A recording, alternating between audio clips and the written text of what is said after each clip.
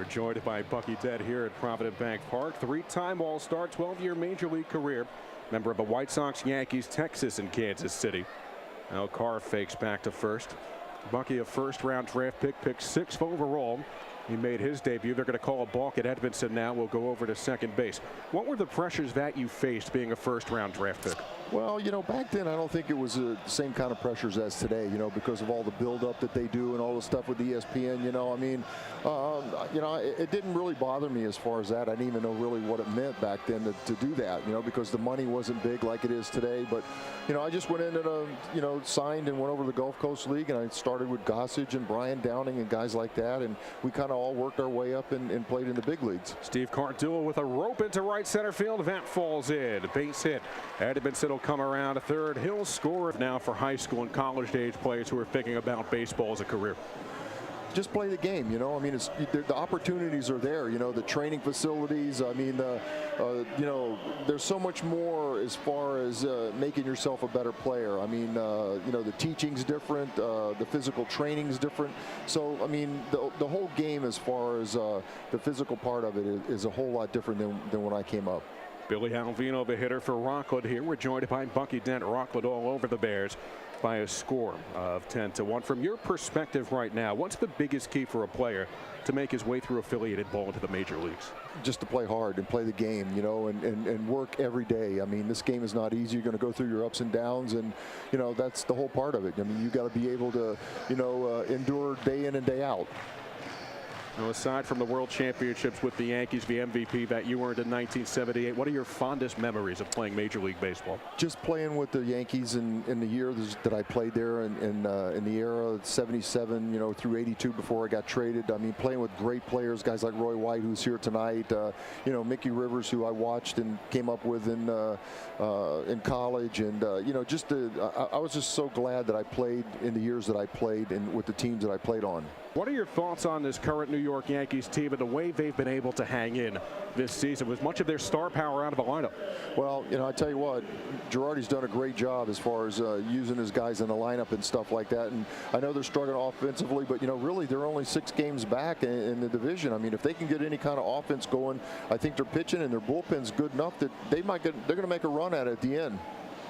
Oh, Gary Templeton's going to pull Carr from the game. We're going to stay right here with Bucky Dent. Of course, a 12-year Major League career. We're in the 35th anniversary season of his game-winning home run in the one-game playoff in 1978 when the Yankees beat the Boston Red Sox and went on to the American League Championship Series and, of course, won the World Series that year. That home run's going to change your life. I go, get out of here. And 35 years later, I still hear people talking about it and telling me where they were, what they were doing, and it's a great feeling because it was a special day. Played with some great players on that team, and it was a great year. Steve Cardullo, the hitter.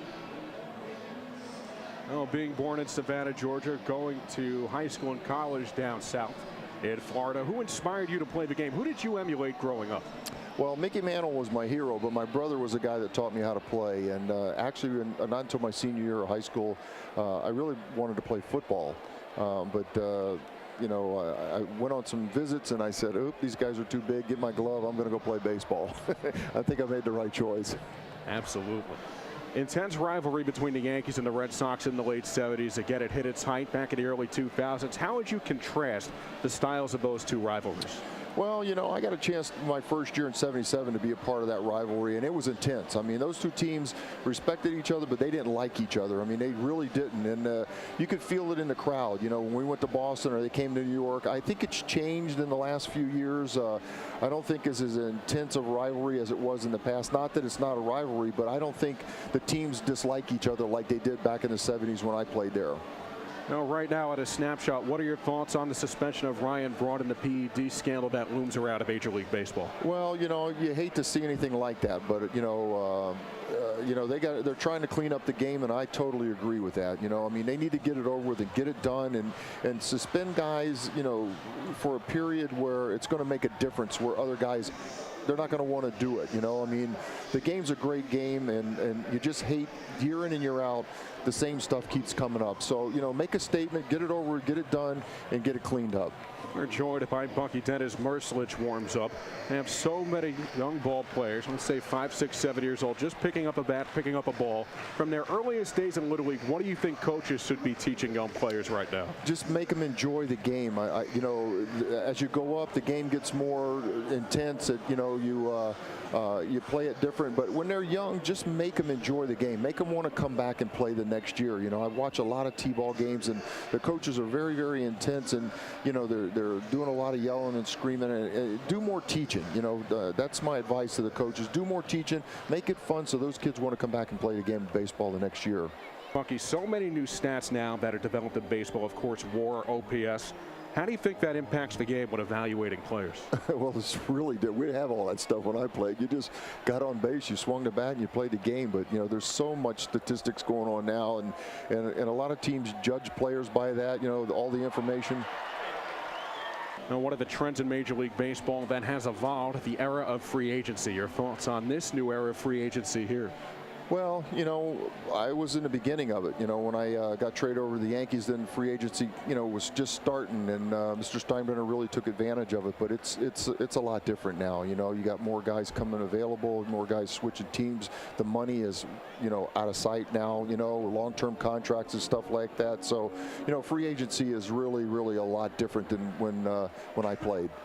Now, Scott Kadancic, the hitter, the count 0-1 with 2 outs. Runners at the corners. Pitch on the way. Fastball then just misses outside. Count 1 ball at 1 strike. We spoke about Billy Martin before. What are your fondest memories of him? Well, you know, Billy was a fiery type manager. I mean, he wasn't my favorite that I played in New York. Dick Hauser was my favorite. You know, I love playing for Dick. 1-1 pitch fouled off. First base side. Banks can't make the play. But Billy, you know, was a fiery type guy, and he was a good manager. Bucky, thank you so much for joining us here on the Rockland Boulders television and radio networks tonight. Thanks for having me, and it's a beautiful ballpark. Well, thank you for joining us here at Provident Bank Park this evening. Thank you.